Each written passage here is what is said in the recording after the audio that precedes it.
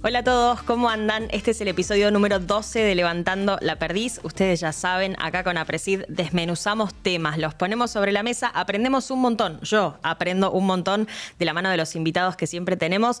Hoy 3 especialistas de distintos rubros, cada uno en lo suyo para hablar de un tema que me copa, que me invita a pensar y seguro vamos a aprender cositas sobre algo que consumimos todos o casi todos. Le agradecemos como siempre a los sponsors que nos bancan, que nos acompañan en este proyecto y que nos permiten hacerlo. Gracias a Volkswagen y a Banco Macro por estar con nosotros. Y además los vamos a invitar a que sigan este podcast, no solo en Spotify, que nos encuentran como Aprecid Levantando la Perdiz, sino también los episodios anteriores acá en YouTube. Y además los invito a leer la revista de Aprecid, que sale todos los meses y la encuentran en aprecid.org.ar. El tema de hoy se los planteo y lo vamos a desmenuzar desde aristas muy distintas. Vamos a hablar de la calidad del trigo, del pan que comemos, de cómo se elige esa harina, de dónde viene ese trigo, cómo es ese trigo, quién se encarga de estudiar esa calidad. De todo eso vamos a hablar con nuestros invitados de hoy. Se los voy a presentar.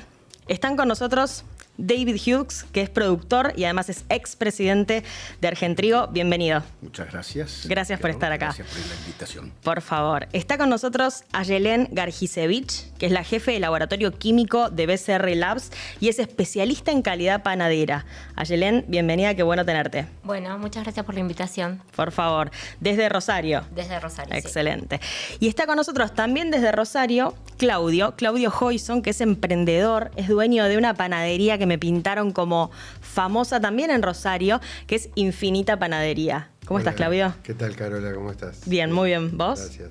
Muy bien, acá entusiasmado con la idea de charlar sobre el tema. Bueno, vamos a charlar sobre el tema. Antes, 3 reglas que acá siempre ponemos, 3 cosas que están prohibidas, así arrancamos.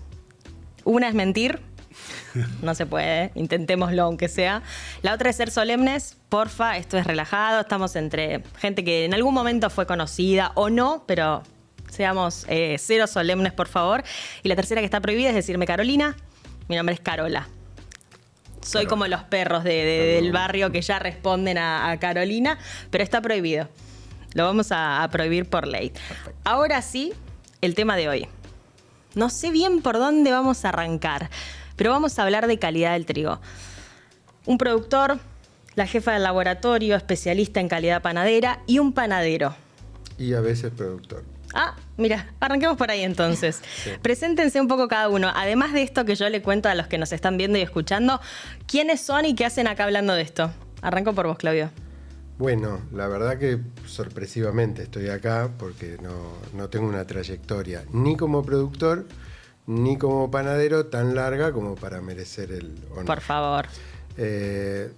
Como te decía, soy un emprendedor de toda la vida, dedicado a varias actividades, muchos años dedicado a la producción de espectáculos y a los medios de comunicación. Mira. Y soy productor agropecuario de manera muy humilde. Ok. Porque, bueno, heredé un campo de mis abuelos y de mi madre y nos dedicamos, tenemos gente que lo trabaja y seguimos la producción y a veces sembras un trigo. A veces hacemos trigo, a veces hacemos girasol, a veces soja. Siempre fue un campo. ¿En qué zona?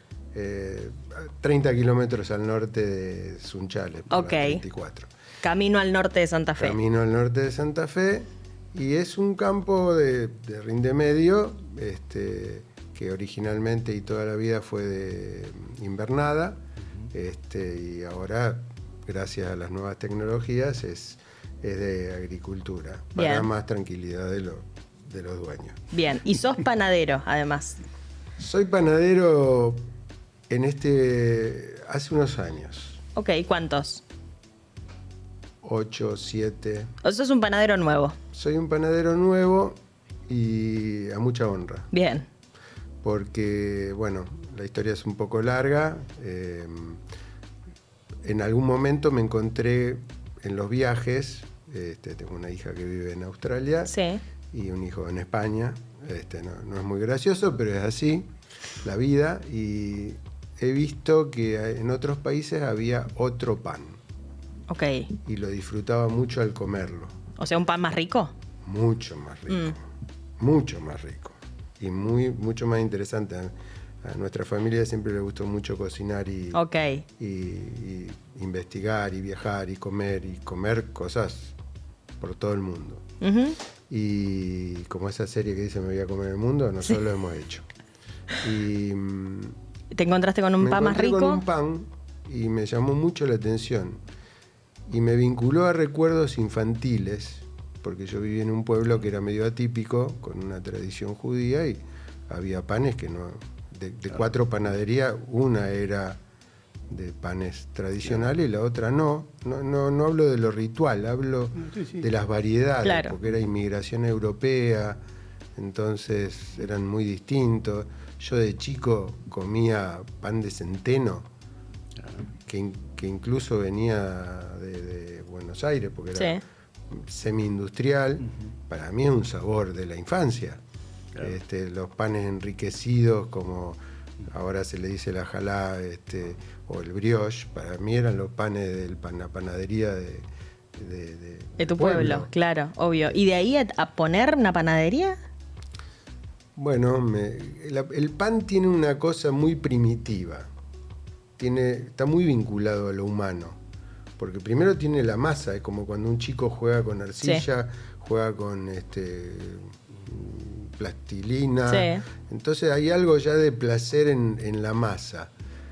Después tiene una relación hasta genética, si querés, porque te hace...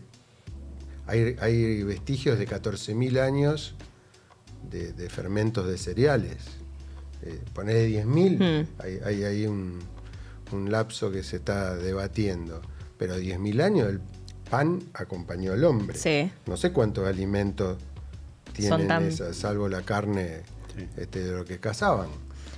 Entonces el pan no es un alimento cualquiera. Cuando uno se pone a estudiarlo en profundidad y a leer y a ver qué opina gente de todo el mundo,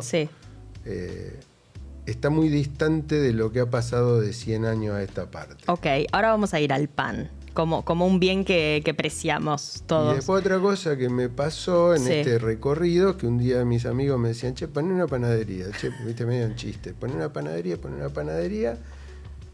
Era una joda y quedó. Picó el virus panadero, las bacterias de la masa madre, y un día dije, bueno, emprendí tantas cosas, pongo una panadería, y si me va mal, bueno, habrá sido una de las tantas cosas que me fueron mal en la vida. Ok, pero no. Tengo la suerte que me acompaña mi familia, mi mujer, que es psicoanalista, tampoco es panadera ni pastelera, lo es de alma, y fue un boom. Mirá, excelente. Así. Y así te volviste el dueño de la panadería famosa que me pintaron. Y durante bastante tiempo me levanté a las 4, llegaba a las 4 a amasar. Claro. Y es verdaderamente algo que en el mundo está teniendo una revolución positiva. Ahora vamos a ir a esa revolución positiva. ¿Quién es Ayelen Gargisevich? ¿Cómo se presenta? Bueno, yo soy licenciada en Tecnología de los Alimentos. Ajá. Como dijiste, soy jefa en el laboratorio de la Bolsa de Comercio de Rosario. Arranqué hace 20 años trabajando ahí cuando todavía no había terminado la facultad. Empecé un poco con acidez, materia grasa en girasol, entré para esa época del año, y después me fui volcando más a la parte de calidad panadera. Estuve muchos años trabajando con el trigo, analizando el trigo, la harina, todo lo que sea alio, farina, gluten, todas las propiedades para la panificación. Y bueno, seguí ahí, después me fui ampliando y ahora, bueno, soy la jefa en el laboratorio químico, ya no tanta volcada a lo que es análisis en trigo, claro, sino un poco de todo, pero bueno, mi corazoncito está ahí. Lo tengo con el trigo. Bien, fue haciendo una carrera. Claro. Excelente, exacto. excelente. Sí. ¿Y quién es David Hughes y qué hace acá? Bueno, productor cónyuge del campo de mi señora. Me gusta un concepto que no había escuchado. Ah, ¿viste? Sí. Cosas nuevas. Pues dijiste que había que estar... Algo tenía que aprender, sí. Descontracturado. Y curioso, ¿no? Y vos fíjate que uno como productor no tiene clientes y generalmente vende productos que es difícil determinar qué es calidad, porque la calidad lo determina el cliente, pero si no tengo clientes, ¿quién determina calidad? Entonces el trigo es uno de esos productos que es interesante, supuestamente es un commodity, que significa que no lo puedes diferenciar, sin embargo tiene muchas diferencias comerciales e industriales.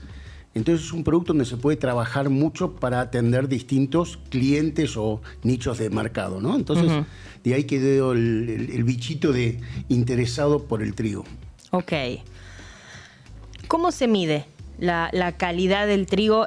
Pero me voy al campo. ¿Cómo se mide la calidad del trigo en el campo? Pienso en realidad qué tan en la cabeza del productor está la calidad del trigo.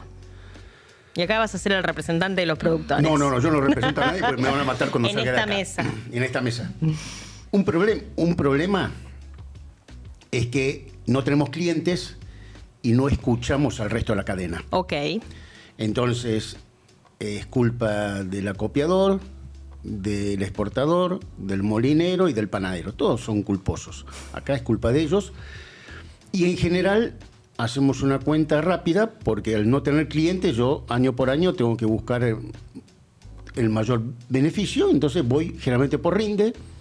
Después por ahí puedo medir gluten, pH, que es el peso hectolítrico, por ahí alguno. ¿Para qué lo medís y en qué te cambia? Porque me dan un premio, un valor. Algunos molinos me dan un pequeño premio que nunca me satisface, obvio, porque nunca, con todo el esfuerzo que yo le puse, obvio que no me satisface, pero tampoco pregunto qué es lo que necesito. Entonces el concepto de calidad no está muy... No está muy adentro del productor en calidad como lo que necesita el cliente, pues la calidad al final del día es lo que necesita el cliente. O sea, no hay trigos buenos o malos, son trigos para distintos usos. Claro. Y nos cuesta entender eso. Ok, o sea que no está tan en la cabeza del productor. No. O si está es como algo negativo. Y que más o menos el monino no me lo rechace. Gluten 22, 23, 24, para arriba zafamos. Si tiene muy alto y no me lo pagan, nunca el 30-300 no me lo quieren pagar y yo sé que vale mucho, pero bueno, nada. Así que, pero es un tema ese de no entender el resto de la cadena, porque he escuchado a algunos productores que mezclan semilla cuando siembran, que es un horror, porque no es lo que necesita el resto de la cadena. Entonces hay todo un aprendizaje y algunos dicen transparencia al mercado, pero hoy el molino transparente al mercado, el exportador no, pero bueno, en el país que hemos sufrido estos últimos 20, 30, 40, 50, 70, 100, no sé, depende con quién hablas, no ha facilitado la transparencia de distintos niveles de calidad o premios para solicitar que el productor reaccione. Pues al final el precio es eso, es lo que digamos, de alguna manera el mercado pone para incentivar esa producción de ese producto, servicio o ese tipo de calidad. Pero bueno, ahí estamos. Porque para el trigo, como para otros productos, no está tan estandarizado el tema de los grados cuando se bonifican o se hacen las rebajas, lo que sea calidad panadera. Entonces, no está a nivel de base estatutaria de comercialización establecido cuándo yo voy a bonificar por tener un mayor porcentaje de gluten o por la fuerza que tiene esa harina, que sí se da solamente entre partes cuando hay un contrato entre productor y comprador, en este caso. Ok, entonces depende como de la voluntad de los privados. Claro, no hay nada que regule y que diga mayor de acá se va a pagar o menor de esto puede ser que la mercadería se da de rechazo o que sufra un descuento en el pago. Al no haber eso, como que se hace trigo, se siembra trigo y no importa la calidad que tiene el productor, a veces no le es un beneficio. Claro. Invertir en distintos tipos de tecnología o demás para después ver un rendimiento en el pago de las toneladas de trigo. Ok. ¿Y qué medimos para saber cuál es la calidad del trigo? Bueno, medimos el gluten, es el ensayo más fácil, más barato por decirlo. Y el que haces vos. No, yo no lo hago, no, lo hacen ellos. No, bueno. Pero es lo que uno mira. Es el más común. es el ensayo también más rápido. Ok. Para hacerle una determinación simple, a veces cuando se descarga el trigo en los molinos, el gluten, una vez que moliste, no tenés que acondicionar el trigo para poder hacer el ensayo, entonces un gluten lo podés obtener en media hora aproximadamente, entre que bajas, moles y lo haces rápido. El gluten está conformado por las proteínas, que es el que le da la calidad al trigo. Está en la gliadina y la glutenina, que son las que le dan la capacidad de elasticidad y tenacidad a una masa. Entonces, como a partir de ahí parten todo el resto de los ensayos. Cuando tenemos proteínas altas y son duras, tienden a tener más absorción de agua, tienen mayor fuerza de trabajo de esas masas. Entonces, todo el resto de los ensayos están ligados al gluten. A su vez, después hay otros ensayos como más reológicos, como ser el albiograma, que da un poco la funcionalidad de esa harina. O sea, ahí me va a determinar que una harina no es mala o buena o una mejor que la otra, sino cuál va a ser su mejor uso. No son iguales las características que necesita un pan francés, un pebete, una galletita. Entonces no quiere decir que un trigo sea malo o sea bueno, sino cuál es su mejor uso. Ok. ¿Y el laboratorio qué hace?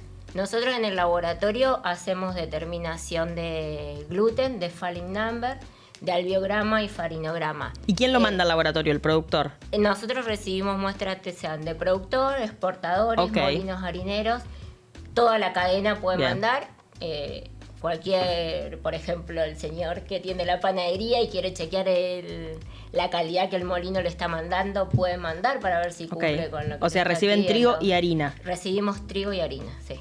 Ok. El 95%, 90% de las muestras que recibimos son trigo, pero también recibimos harina 3.0, harina 4.0. Nosotros, como laboratorio, producimos para hacer los ensayos harina 3.0, pero después si el cliente nos manda ya su harina, puede ser harina de trigo candial, harina 3.0, harina 4.0, hemos recibido harina 5.0 cuando son muy específicas para lo que es pastelería. ¿Vos mandás harina a analizar? Yo recibo los ensayos de las harinas que compro. Ok. Los pido. Bien. ¿Es normal que un panadero pida...? No. Ah, ok. Debería ser más normal. Supongo que hay gente. O sea, normal debe ser, no es como habitual, no lo deben hacer. No es muy habitual. Ok. ¿Y por qué lo haces? Porque me interesa mucho el tema. ¿En qué te cambia? Me cambia porque, como decía Yelén, vos más o menos podés estimar para qué te va a servir esa harina. Ejemplo, vos tenés que trabajar para hacer productos de bollería, necesitas mucha extensibilidad y menos tenacidad. Es una relación técnica que se llama P sobre L. Es cómo estira en relación a cómo vuelve. Ok. Entonces, en una pieza que es un croissant, por ejemplo, vos necesitas que cuando esté en el horno extienda mucho y no se rompa. Entonces se va a inflar y va a tener esos alvéolos que hoy están tan deseados por todo el mundo. Lo mismo con un pan. Vos, si lo fermentás bien, cada uno de esos globitos que se va formando adentro en la malla de gluten, si el pan es muy duro, le va a costar mucho crecer, y si la harina es medianamente flexible, entonces se va a abrir y va a ser un pan hermoso. Y si es demasiado blando, es muy probable que después de hornearlo se te caiga. Es muy útil. A veces también, si viajo, traigo harinas del exterior o hago que me traigan. Ok, sos un estudioso de esto. Y entonces le mando ahora lo voy a mandar a la Bolsa de Comercio. Bien. Pero lo he hecho con, lo voy a nombrar, un gran amigo que es Pablo Campodónico, que es uno de nuestros proveedores y un amigo desde que empecé con esto, y que nos entendió a los que estábamos en esta búsqueda que lo que estaban haciendo no nos servía.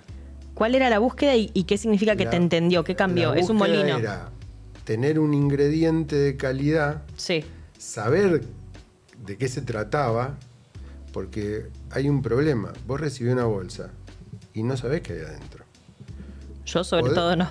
Podés pensar de que bueno, que esa partida tuvo un ensayo tal y cual, pero capaz que era un pedazo de trigo que venía del campo de él y después había 3 trigos más que venían en el camión. Ese camión fue a una cooperativa, la cooperativa lo metió todo en un silo con 10 productores más y cuando lo descargaron, entonces cuando vos te pones a mirar qué pasa en Estados Unidos, tenés trigo rojo de invierno de la planicie de no sé cuál, trigo Manitoba de Canadá, tenés de primavera, de invierno, de distintas variedades. En Europa hay cientos de variedades y para llegar al sumum, la harina más sofisticada que uno puede comprar es la que se usa para panetone. Ok. Porque necesita mucha fuerza y muchísima elasticidad, que son 2 propiedades medio contrapuestas, porque si no, se te rompe, se te cae. O sea que elegir harina de buena calidad te hace mejor panadero. Yo creo que es una de las condiciones. Cualquier ingrediente de alta calidad va a mejorar tu producto. Nunca te va a salir algo de alta calidad con un ingrediente malo. Te puede salir algo malo con un ingrediente de buena calidad. Claro, sí.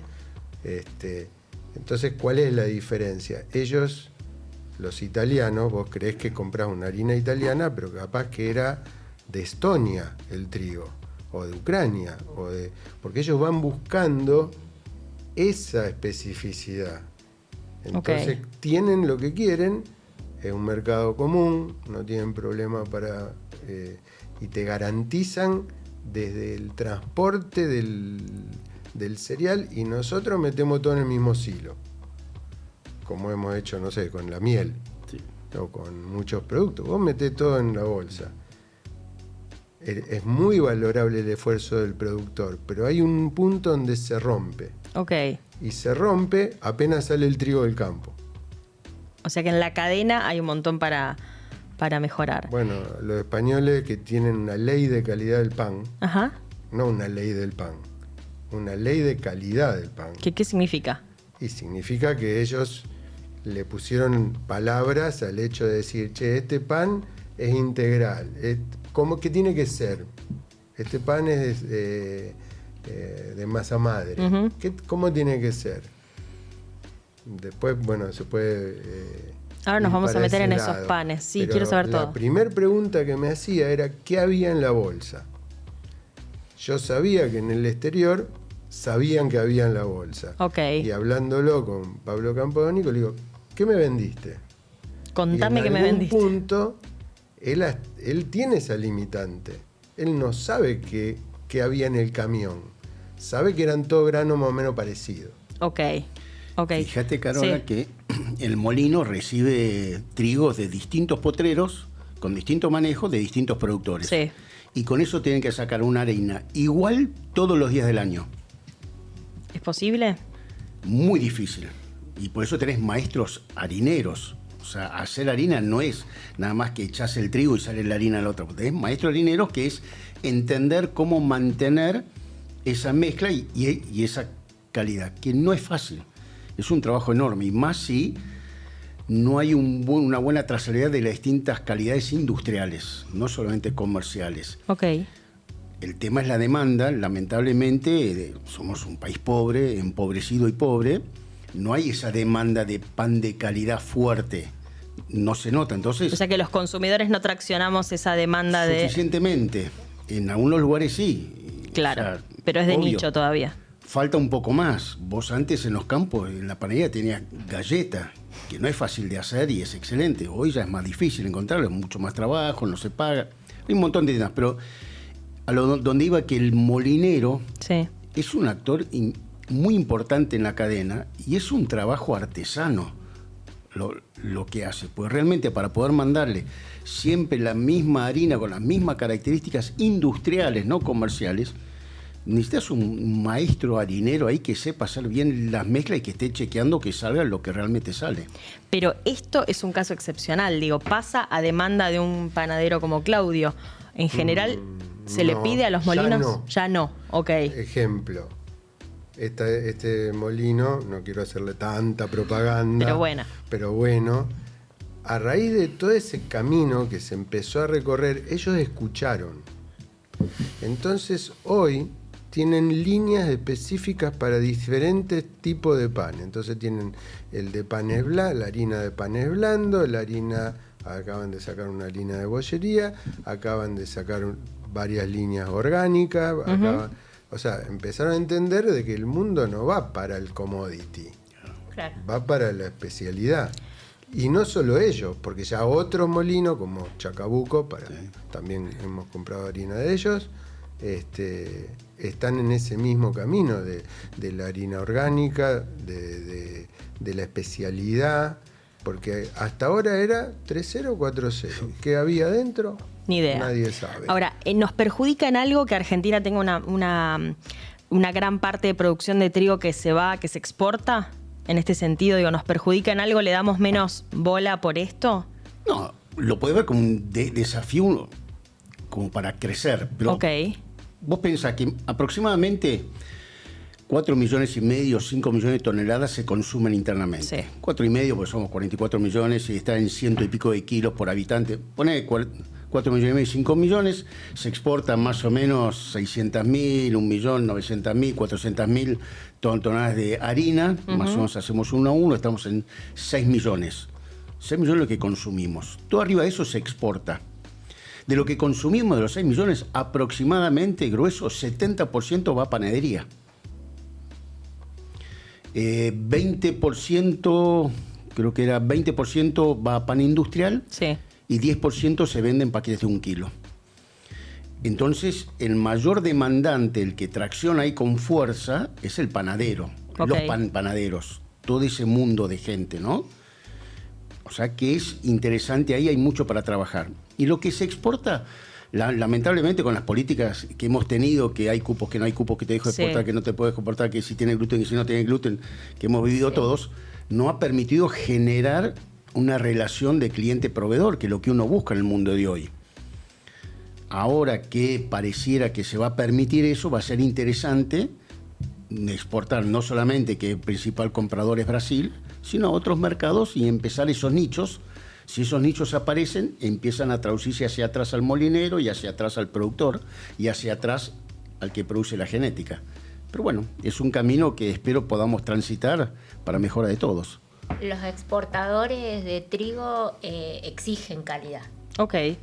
Brasil, que como decía es uno de los principales importadores de trigo, lo usa para mejorar porque tienen trigos de baja calidad, entonces usan los trigos argentinos como mejoradores. Ok. Entonces algo que si habría cupo permanentemente y demás, podría impulsar también a la mejora del trigo en Argentina. Ok. Exportar. Brasil, por ejemplo, también tiene mucho en cuenta el color, que acá no se tiene en cuenta para la panificación. Ellos, por ejemplo, quieren que el trigo o la harina que obtienen de ese trigo sea lo más blanca posible, que tenga mucha estabilidad, porque ellos tienen estabilidades muy bajas que no le permiten panificarlo después. Entonces, los mercados del exterior darían apoyo también a la mejora en la calidad del trigo. O sea que al contrario, no es que da lo mismo a nuestros compradores. Mismo, claro. Bien. ¿Y qué hace o qué puede hacer un productor para modificar o qué decisiones de las que toma modifican la calidad del trigo?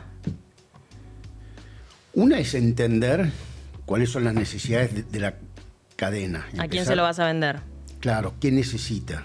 Vos tenés el trigo forrajero, el trigo para hacer bioetanol, como en Gran Bretaña, y después, como decía ayer en reciente, es el trigo para galletitas, pan dulce, pan, distintos tipos de panes. Hay un mundo ahí grande. Entonces, empezar a preguntar y a escuchar qué es lo que están necesitando el mercado. Bien. Y después acomodarse, porque hoy en día uno como productor no pone el precio, nunca puso el precio. Inclusive creo que nadie pone el precio. Hoy en día en el mundo muy pocos pueden poner el precio. Generalmente hay un mundo muy competitivo afuera Y entonces vos te acomodás como podés. Entonces es cuestión de en cada área donde estás, quiénes son los principales compradores, exportador, molinero, el molinero qué precisa, qué necesita. Y a mí me pasó una vez, nosotros todo el trigo de bajo gluten era lo primero que mandamos a exportación, te lo sacás de encima. Y me llama el molinero de Alberto y me dice, necesito bajo gluten. ¿Cómo? ¿No era que no le servía? No, tengo un contrato para hacer harina para galletitas. Bueno, hubiera sabido antes, pero no me lo sacaba de encima. No converso, o sea... ¿Y hubieses tenido un mejor valor por ese trigo? No, quizás que sí, puede ser, pero el tema es, hoy en día no es solamente el valor, sino el acceso al mercado. O sea, miramos mucho el número porque venimos de un desmanejo macroeconómico. Por necesidad, sí. Pero de ahora en adelante vamos a tener que mirar más el acceso a mercados, además del número de cuánto me pagan y después acomodarse. Hay mucho para hacer y hay mucho para trabajar con los semilleros también. A ver. Pero hay un tema ahí que siempre trato de sacarlo, que es el de reconocimiento de la propiedad intelectual, ¿no? Entonces, al no reconocerlo, es difícil que haya inversiones en hacer trigos específicos para cada región. En la Argentina hay 20, 30 tipos de genética de trigo y se siembra en todo el país, desde Tucumán a Bahía Blanca, el mismo trigo. Y decís, no puede ser, pero sí puede ser, es. ¿Por qué pasa? Porque no se pagan regalías, no hay una buena regulación y un buen control. Eso va en detrimento de toda la cadena y nosotros no nos damos cuenta, pero va en contra nuestro también, porque la mejora en los trigos tarda 6, 7, 8 años. Con las nuevas técnicas genéticas, por ahí son 6. Tarda. O sea, lo que empiezan a trabajar hoy, dentro de 6 años yo lo voy a tener. Sí. Si hoy dejan de investigar y generar mejores trigos, yo los próximos 6 años por ahí zafo, pero a partir del 6º año voy muerto. Y por 6 años más. O voy a tener que importar genética de otro lado que no sé si funciona o no. Hay un tema ahí, especialmente con el candial. Ajá. Por ejemplo, no hay muchas variedades nuevas porque al no pagar regalías el mercado no se desarrolló. En la Argentina supo haber 1 millón de hectáreas de candial. Hay que es el trigo que se usa para pastas. Sí. La pasta es con candial. Bueno. Claro, casi todo el trigo es trigo pan. Claro. Lo que se siembra es trigo Entonces, pan. hay un convenio, ¿no? Con un centro de investigación que tiene genética de candial en Italia, pero no lo traen porque no reconocemos. No conviene. No reconocemos la propiedad intelectual. Claro. Pero bueno. Mira. Una vez vino una clienta y nosotros hacemos un pan de trigo candial 70%. Tomado de una experiencia de Estados Unidos donde lo hacen incluso con algunas semillas que se llama Carway, que es una especia. Ok. Y viene y es como que se emocionó en la caja. Y dijo, ¿llanto incluido? No llanto, estuvo al borde. Y dice, la verdad que vuelvo de Italia después de 8 años y es la primera vez que encuentro pan pugliese. Y pan pugliese es porque en la Puglia el trigo es candial. Entonces, tienen mucho trigo candial, lo hacen los fideos, toda Italia. O sea, se puede panificar un montón de variedades de trigo y de cereales. Y se puede encontrar una especificidad en cada sabor de cada semilla. Cosa que hasta ahora es pan. ¿Para qué sirve el pan? Para poner una panera y acompañar lo que se cree que es el alimento. Y nosotros estamos en el planteo de que el pan es el primer alimento. Entonces, si vos lo tomás como algo para rellenar tu dieta, bueno, parece un problema que el médico te va a decir, no lo comas más. Deja el pan. Después que es una de las primeras frases. Eso. Después podemos hablar de eso. No comas harina. Sí. La moda no comas comer pan. harina. No comas harina. Sí. Hay problemas con la salud, con el tema del gluten. Cuando yo era chico no había tanta celiaquía. Entonces se puede hablar mucho en la cadena de qué es lo que se está haciendo. Nosotros arrancamos al revés, no arrancamos por la demanda, arrancamos por la oferta, diciendo, hay otra cosa, no es lo que venimos haciendo hace 100 años. ¿Los consumidores sabemos qué estamos comiendo, qué tipo de harina estamos comiendo? ¿Te piden en especial Porque yo yo consumidora no tengo ni idea Nosotros con qué por harina ahí está hecho lo que ocupamos- consumo, no sé Gente, me ustedes. parece, Bueno, de vos mi sí, lado. seguro. No- Pero- Nosotros, ocupamos un lugar medio particular porque no somos una panadería industrial Claro. o semi-industrial. Hay dos frases que yo tomé al principio, de dos panaderos españoles. Sí. Uno dice, el sabor del pan sale de tres cuestiones. La harina, ¿Mm? distintas harinas tienen distintos sabores. La fermentación, que es como lo trato. Si lo hago en 2 horas, no va a tener gusto. Ok. Si lo hago en 2 días o en un día, va a tener mucho gusto. Y la costra, según como lo horneé, va a agregar reacción de Maillard, entonces va a tener distintos sabores. Y el otro panadero decía que ningún panadero artesanal quiere parecerse a los panaderos industriales. Y todos los panaderos industriales quieren parecerse a los artesanales. Hay un cambio. Claro que hay un cambio. Y hay un cambio en términos de salud también. Esta moda de la masa madre, que yo creo que ya no es moda, No, fue un boom en la pandemia, todos. un boom, Sí. pero... Yo no lo intenté siquiera, Yo pero tampoco. sé que era viral en las redes. Pero Vos ya hacías. científicamente tiene millones de estudios Sí. universitarios, papers, y tiene un montón de ventajas. Durante 100 años se barrió el pan que hacía nuestro tatarabuelo. Y se comía más que ahora. Porque ahora el médico te dice no coma harina. Y si el médico te dice no coma harina, tu trigo no sirve, el pan del panadero no sirve, porque la gente cree que le hace mal. Si vos haces las cosas de otra manera, tu trigo va a ser mejor, vos vas a decir, mira, voy a buscar una genética y voy a tratar de que sea distinto. O capaz que hago un trigo que traigo de, no sé, del medio oeste americano o de España y hago una variedad nueva y va a tener otro sabor. Pero también habías mencionado afuera recién el tema de los aditivos. Porque uno habla de harina y la harina en sí es una cosa y después cuando le empezás a agregar aditivos para el resto, ¿no? ¿Se le agrega en general? En la industria Sí. basta con hacer esto. A ver. Anda al supermercado, Sí. compra un pan de Lactal, Sí. mira la etiqueta, Mm. tiene 21 ingredientes. ¿Ok? No digo la marca. No, por favor.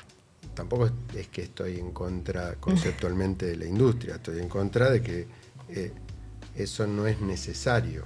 A ver. Nuestros panes tienen 3 ingredientes: Lo vi en Instagram. harina, agua y sal. Después le puedo poner aceite de oliva. El pan es harina, agua y sal. No tiene más nada. Lo otro es jugar. Y vos decís, che, necesito 21 ingredientes para hacerlo.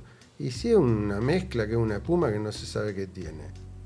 Pero por algún motivo existirán esos 21 ingredientes.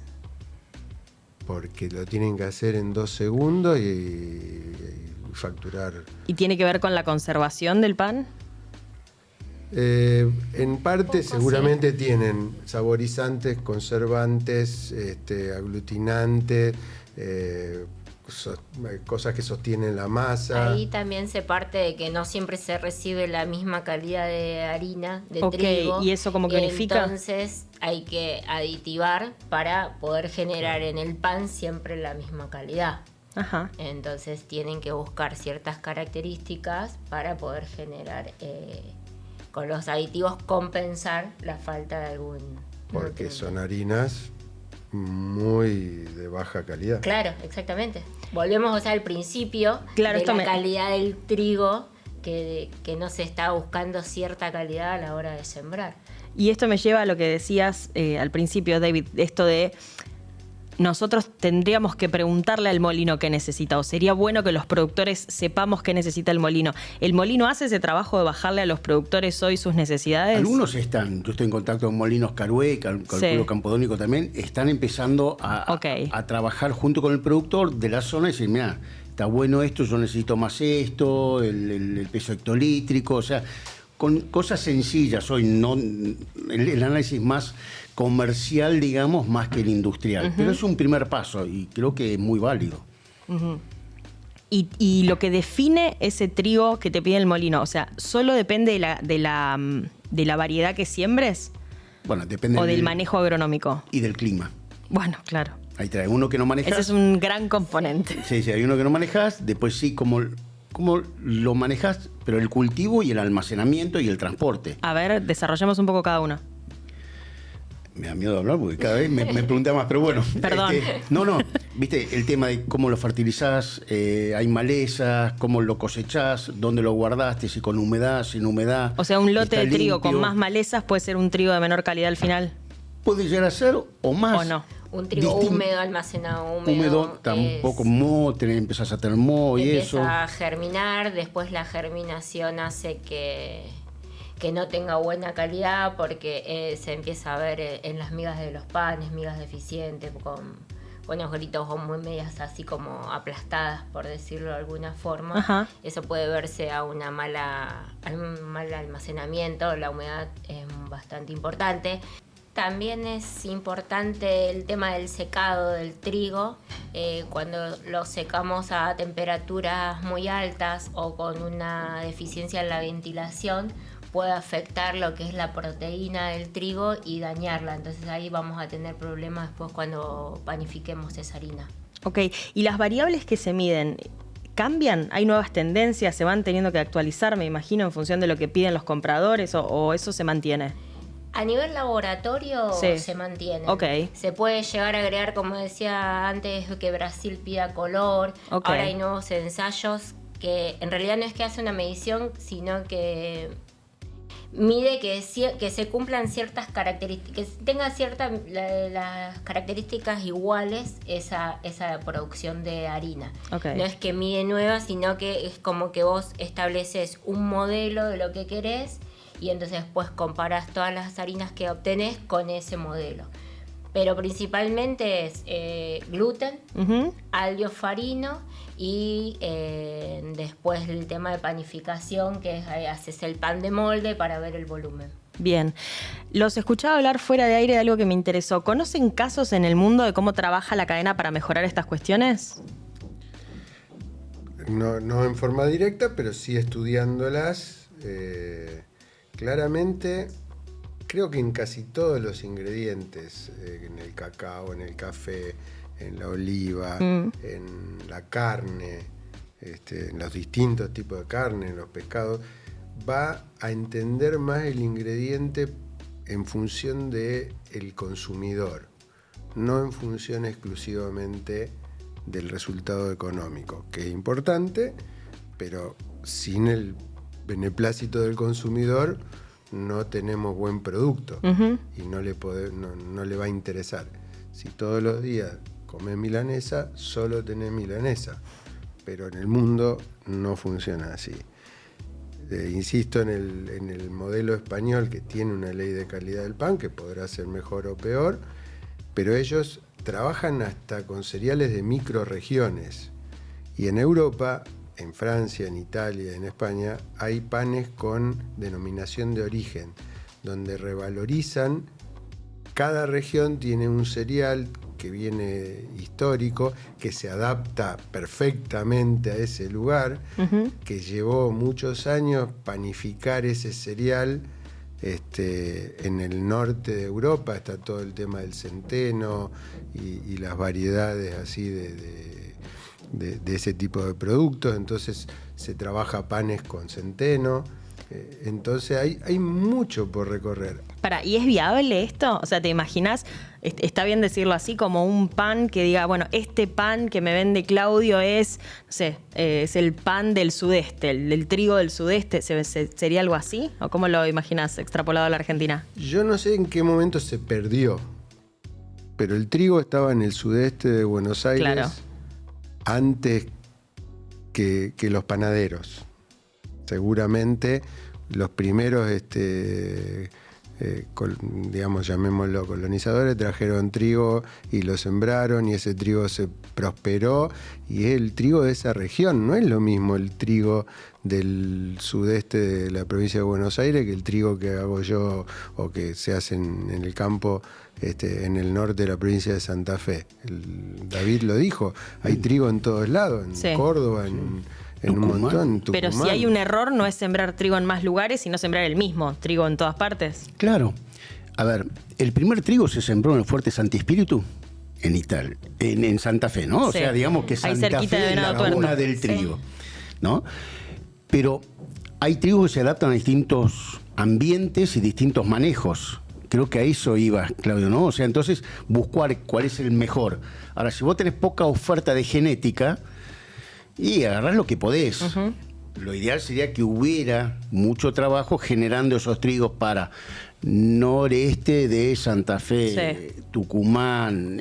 Bueno, ese trabajo no se paga en la Argentina, entonces no se hace. Básicamente es eso. Pero hay mucho. Se puede trabajar mucho, inclusive mejorando lo que hay hoy. Siempre hay lugar para mejora, pero hay que hablar con el cliente, con el consumidor final. Y hay veces que en el campo yo no tengo clientes, en general yo vendo, yo no tengo clientes, y hay muchos negocios que uno entra y entiende que no te ven como cliente, te ven como que alguien que entra y le vendo lo que puedo y si vuelve no me importa. Entonces empezar a tener ese concepto de cliente, proveedor, que significa una relación. Escuchar qué querés, qué necesitas y trato de conseguírtelo y después negociaremos el precio. Pero el tema es qué necesitas. ¿Y el consumidor final es el consumidor del pan para vos? El consumidor final es el que pone la mano en el bolsillo al final del día para el pan, la galletita, el pan dulce, el fideo o lo que sea. Ujú. ¿Y el pan que compran, el pan hecho con harina de alta calidad, es más caro? Porque No esa es como una limitante necesariamente. que siempre vemos en la Argentina cuando escuchamos la palabra calidad. Este es un debate que tuve hace poco con algunos amigos que habla en relación a que tiene que haber un pan barato para gente que no tiene recursos, cosa que es correcto. Sí. El pan más barato es harina y agua y que lo haga la señora en la casa y en su horno. O el señor, mira como El vos. señor. ¿Sí? Claro. Bien. Y entonces, ¿qué es lo que falta? Bueno, en principio falta enseñarle. Eso posiblemente movilice a la cadena industrial o semi-industrial, porque la pregunta es, sí, este fue el debate que tuvimos anoche. La pregunta es, ¿el pan de ciertas panaderías es barato? ¿Por qué es barato? Es barato por la calidad del ingrediente que tienen. Eso no es inocuo para la salud, porque si usas un ingrediente muy, muy, muy barato, por no decir malo, la verdad es que le tenés que meter química. Y la química al final siempre es más económica que el ingrediente natural. Entonces, y además lo hacen en 2 horas. Yo con humildad les quiero recomendar algo que fue una de las cosas que nos movilizó a nosotros. Hay una serie de Netflix que se llama Cooked. Ajá. Está basada en un bestseller de Michael Pollan que se llama Cocinar. Bestseller mundial. Uno de los capítulos se refiere al pan. La primera escena es una señora en una aldea de Marruecos haciendo pan. Y después sale su hijo corriendo con la masa lista y va al horno comunal. ¿Ok? Bien. Y hace un pan que hace 500 años que se viene haciendo así. Más pobre que eso. Es difícil. Entonces él después desarrolla cómo llegamos hasta acá, cómo llegamos a tanto índice de problemas de celiaquía. Sí. Entonces tuvimos 10.000 años comiendo cereales. El ser humano no se vio afectado por esto y hace 100 años empezó a movilizarse ese tipo de enfermedades. Ahora, esto es ¿Es atribuible? O sea, sabemos que es atribuible al trigo que producimos, al tipo de trigo que producimos, porque es un debate y acá mira, cometo... Es muy sencillo. Se podría pensar en los agroquímicos y en muchas otras cuestiones. Básicamente es un problema de tiempo, de fermentación. Vos o sea que no es un problema del trigo. Hay trigos cada vez con más proteína, son mejores trigos, pero el ser humano no puede procesar toda la proteína, sea animal o vegetal, de manera sencilla. No está preparado para eso. Entonces, ¿qué hace? Fermenta. Fermenta la leche, fermenta los cereales, fermenta la uva, fermenta hasta las carnes, porque las carnes no las podés comer cruda, pero no estás todo el tiempo comiendo carne cruda. Básicamente tenemos una limitante enzimática para alimentarnos. Por eso fermentamos o cocinamos y rompemos esas cadenas de proteína. Entonces, ¿nosotros qué hacemos? Usamos las bacterias para cortar las cadenas largas de proteína y que sea digerible. No eleve el índice glucémico. Bueno, tiene una serie aumenta la biodisponibilidad de los alimentos. Entonces, no solo está la cuestión de la química, del agroquímico, porque también hay que darle de comer a 8.000 millones de personas. Sí, somos un par. Sí. Bueno, entonces, el problema es el tiempo que te tomás. Ese libro famoso que te digo tiene una frase. Te hago la pregunta. Viene una guerra nuclear.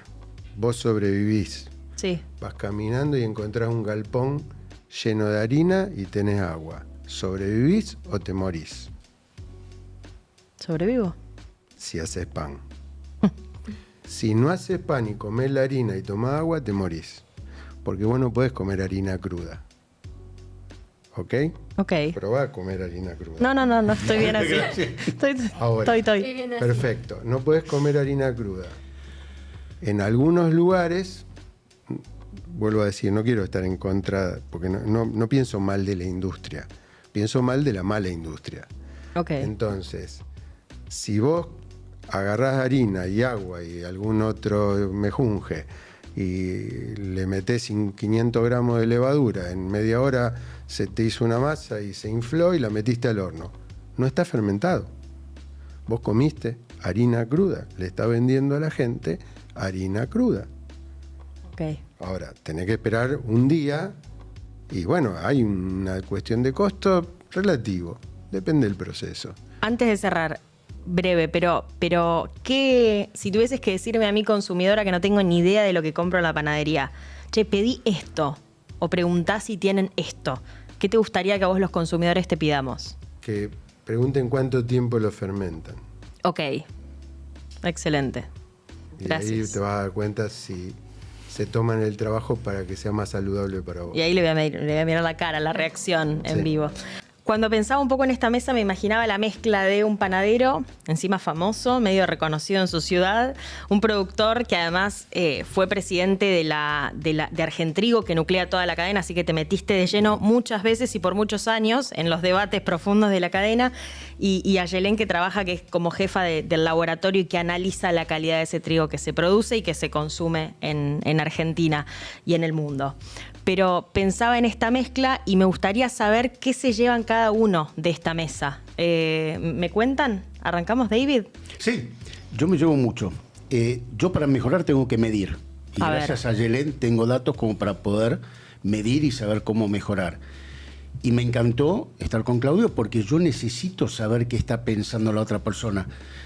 En general, yo tengo una demanda derivada, o sea, el consumidor le dice al panadero, el panadero le dice al que le entrega la harina, el que entrega la harina le dice al molinero, el molinero le dice al acopiador y el acopiador me dice a mí, teléfono descompuesto. Wow. No tengo ni idea lo que quiere. Entonces, poder escuchar cómo mira el consumidor final, la persona que está en contacto con esa, es lo más valioso que hay. Excelente. Ayelén, ¿qué te llevas? Bueno, yo estoy un poco en el medio, pues nosotros solamente analizamos y damos un valor a esa harina, un determinado porcentaje de algo, y muchas veces nos preguntan, ¿es bueno o es malo esto que tengo? No es bueno ni es malo, depende para lo que quieras usar. Pero sí me parece que está bueno que el consumidor empiece a exigir lo que quiere, para poder mejorar la calidad del trigo, que es la única forma que se va a conseguir. Bien, Claudio, ¿qué te llevas? Primero, un gran momento compartido con ustedes. Y segundo, también esto de escuchar qué es lo que el otro hace para que lleguen las cosas a nuestro cliente, que es el destinatario de todo este trabajo, desde el semillero hasta el que amasa. Lo importante es el que está del otro lado del mostrador, entonces, o de la familia que come lo que nosotros hacemos. Entonces, la verdad que cada vez que me encontré con gente de la cadena, fui aprendiendo un poco más.